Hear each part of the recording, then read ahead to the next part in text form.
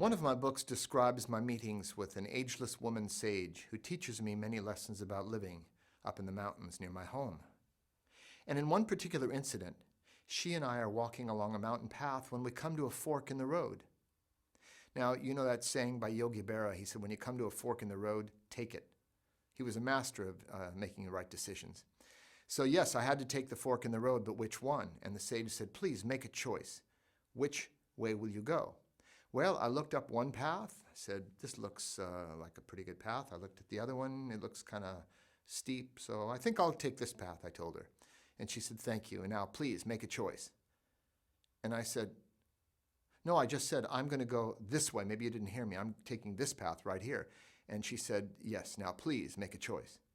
And I said I'm going in this direction, this way. She said, yes, now please choose. Well, I just walked off in a huff. I just started up the path. And she turned to me and said, thank you. In other words, we make choices by acting. Decisions are sometimes a mental process. We weigh variables. The conscious mind is not very good at making decisions. We can weigh the benefits and liabilities, the pros and the cons, the ups and downs, the ins and outs. Our mind starts chasing its own tail, paralysis by analysis. You've heard that before. The conscious mind can only do so much in making decisions. Have you ever made a decision that seemed logical? You figured it all out, you finally made a decision, but the next morning you wake up first thing in the morning and you have a funny feeling about that decision? I'd listen to that. Because we have two sides of the brain. The left brain are logical and linear. We also have that right brain, that spatial-oriented, that intuitive part of ourselves that knows, that has information in the subconscious, that part of our psyche that's largely unexamined. It knows things that our conscious mind is not always aware of. So I would also listen to that side of ourselves, that intuitive side in making decisions. So decisions are mental processes. Choices come from action. Sometimes we don't know what we think until we see what we do. In the video on self-worth, I talked about the choices we make, both consciously and unconsciously. And the thing is, to make wise choices, which is what we all want to do, because every day we find there are choices to make.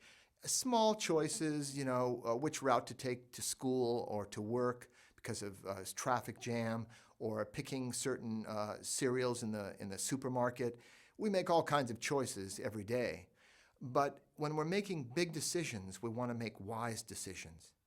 What school to select to go to college, which person to be with, those big choices, where to live. We weigh variables and we want so much to make the right decision, the one that will lead to happiness up that glowing path. We're afraid to make the wrong decision. But it's very important to consider we have to know ourselves in order to make wise decisions. All the spiritual traditions agree on this one thing: know thyself. If we're too busy putting up self-image, or we're still living out the life that we were supposed to live as children, and we never really examined, who am I, where am I going, what are my values, then it's very difficult to make the wisest choices for us. Sometimes we've had the experience, some of us who are older, of choosing someone to be with, and later on that didn't work out. Or choosing a type of work. Sometimes, as Joseph Campbell used to say, we climb to the top of our professional ladder and then find out it's leaning against the wrong wall for us. I have a friend who was an attorney. He once argued a case before the Supreme Court. Before he graduated from law school, he had a supervising attorney. So he was quite good at what he did, but he always loved running and nutrition and health. One day he went to a chiropractor's office with a heel spur, a problem with his foot. And the minute he walked in that office and shook hands with a chiropractor, he looked around and said, this is what I'm supposed to be doing. This is really what I want to do. Well, now he's a top chiropractor, works with a major city ballet company, a major sports team, and he's very gifted at that. So sometimes we make mid-course corrections. Midlife crises can become mid-course corrections. They don't have to be crises. Sometimes it's the right time to make a new choice, to take a new path. So the idea, the fear of not making the right decision can hold us off from making any decision at all. Now, at my website, one of the features on my homepage is Dan's blogs. I have commentaries on many different topics. And one of them I want to just point to now is called The Trying Twenties. I encourage you to read it.